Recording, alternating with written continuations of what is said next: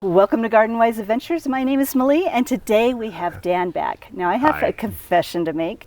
When I did my keep your fruit trees small by summer pruning video, I was waiting for Dan's remarks just to see what he had to say. And I said something, didn't I? Yes, I got a text and he says, "Hey, I have a tool that might be useful. Can I come over and help you with the apple trees?" So Dan, let's talk about your tool. All right, this is a pole hedge trimmer. It is a combination unit. There's the hedge trimmer part of it. It's a nice tool. I also have a saw head and other heads. So in any case, this one right here is a nice pole hedge trimmer, and I can reach pretty darn high and pretty darn far with the thing. Yeah. So this is a good tool, and we can use this for Malie's benefit today. So quick question, Dan. Yes.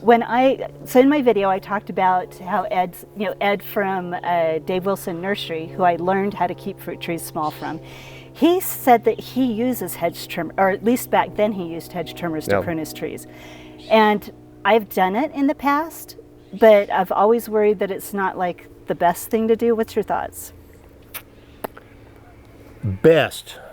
This is just for summer pruning. We're not talking ornamental trees, your late spring. Best is a four-letter word. Okay. There's an awful lot of judgment always comes with that word. Okay. Right. What's the best thing? I focus on fruit tree pruning as what I make most of my business off of.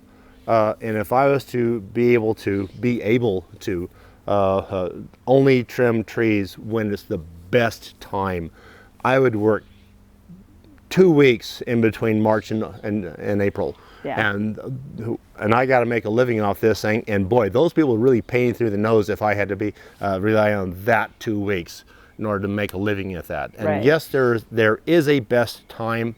Okay, there's also an awful lot of really good times, and then there's the principle that you simply want to prune the tree when it's not frozen hard as a rock and before it blooms is the best time.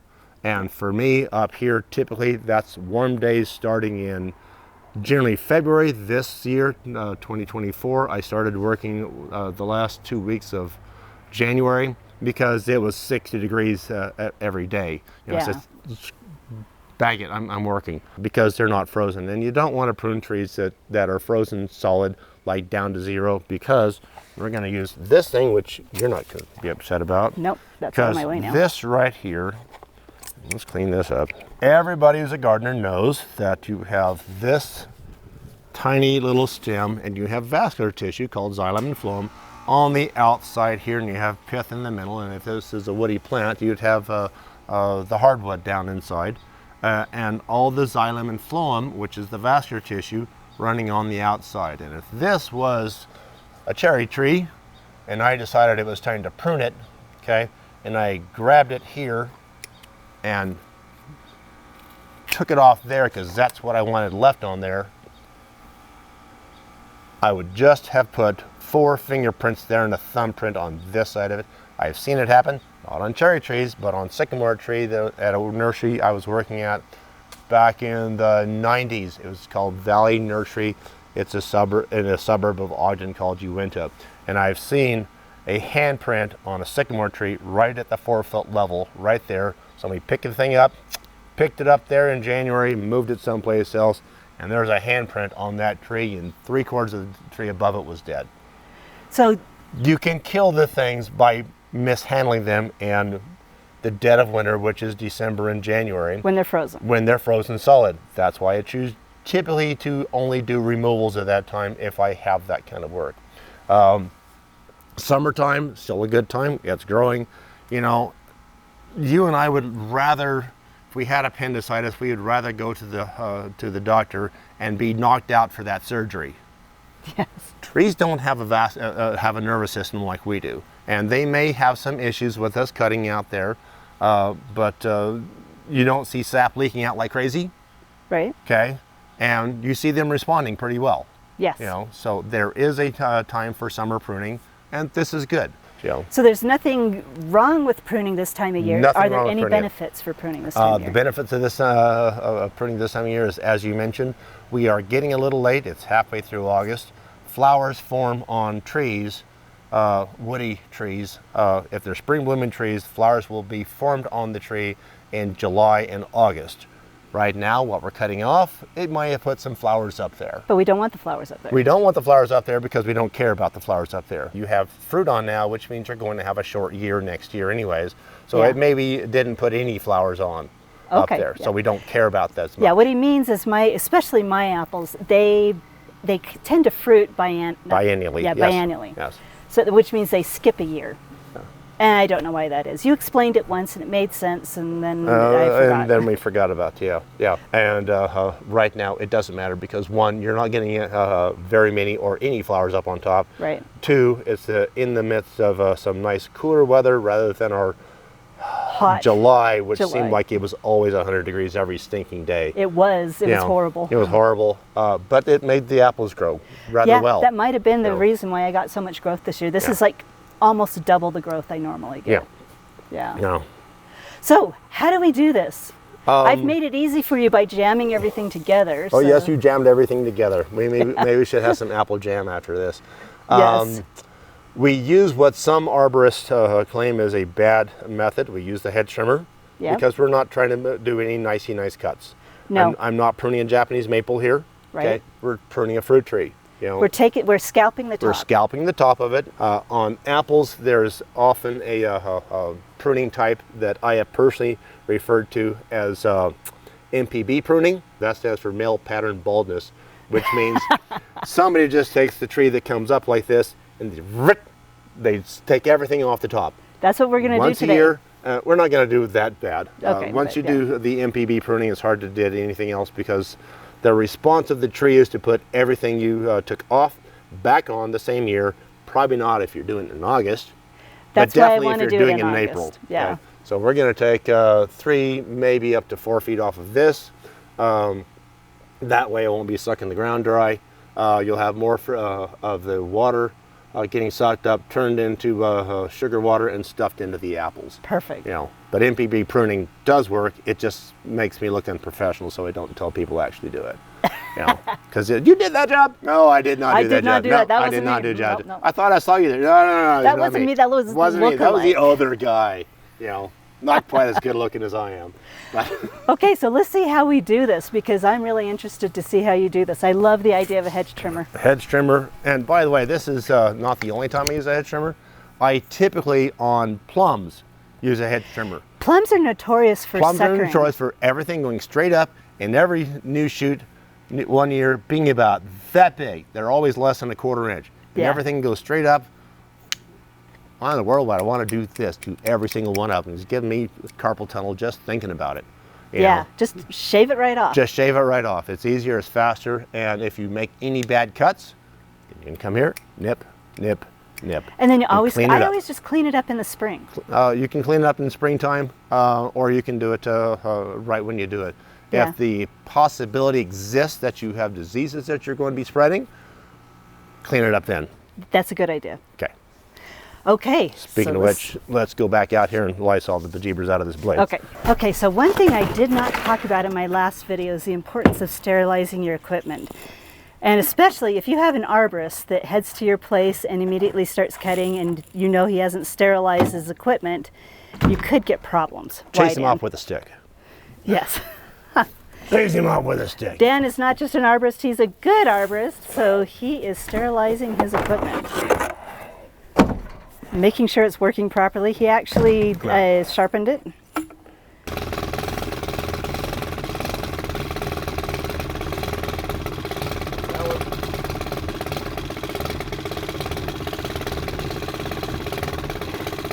Taking good care of the equipment. And I made it really easy for Dan over there. We've got squash and everything all over the ground and trees in the way. And you know, all those decades ago when I was at my first college, I was a dance major. I can do the 2-step in here. That's good. Okay. You never knew what that was going to be used for, right? Not this time of life.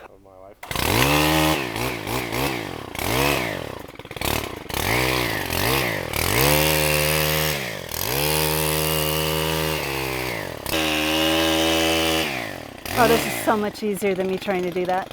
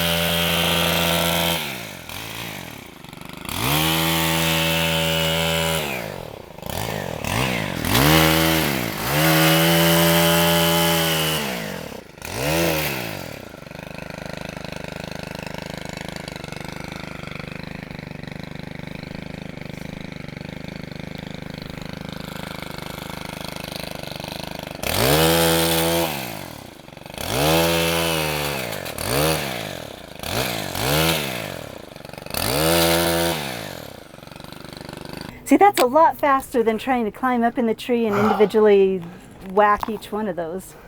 Much faster, much easier. I like easy. I like easy too. I like easy too.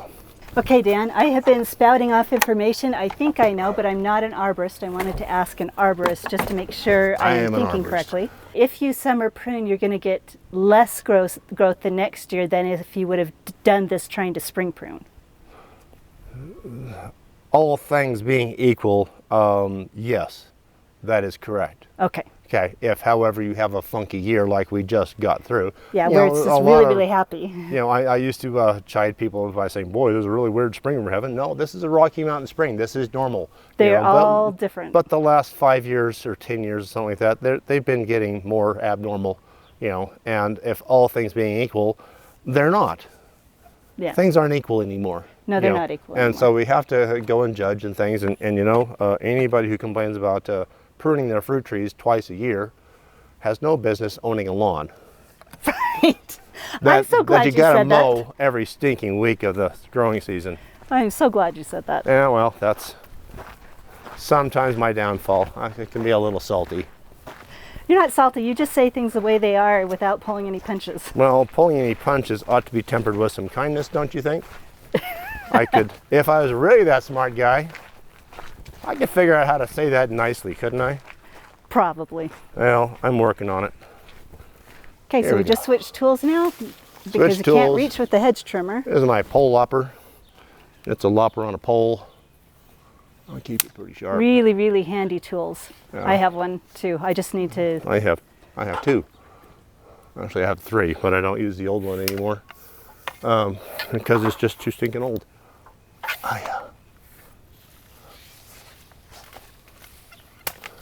It's just too old. Everything else I have is better. Yeah, imagine trying to do this entire tree with just the pole pruner. This is why hedge trimmers are good for this kind of work.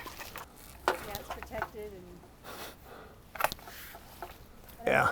I used to have magpie nests in these spruce trees, but I didn't have a lot of birds through, you know, because they wouldn't come nest here because magpies would eat their babies. Let me see if I can Here we are. a good picture of the after.